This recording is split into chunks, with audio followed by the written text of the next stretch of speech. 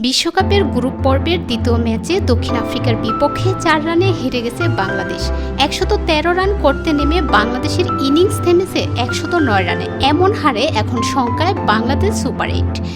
যদিও এখনও হাতে ২ ম্যাচ থাকায় বেশ ভালোভাবে সুপার ৮-এ খেলার সুযোগ আছে বাংলাদেশের সামনে।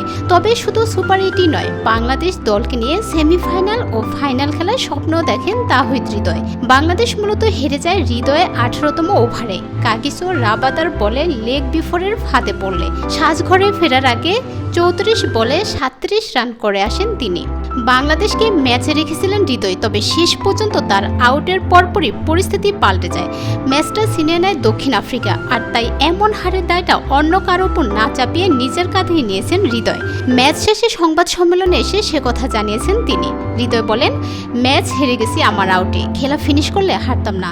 তারা তো আউট হয়ে গেছে অনেক আগে, আমি তো শেষ পর্যন্ত ছিলাম। যদি আমি জেতাতে পারতাম, আমি আউট হয়ে গেছি, পারিনি।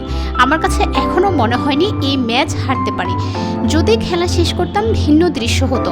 এখান থেকেও অনেক কিছু শেখার আছে।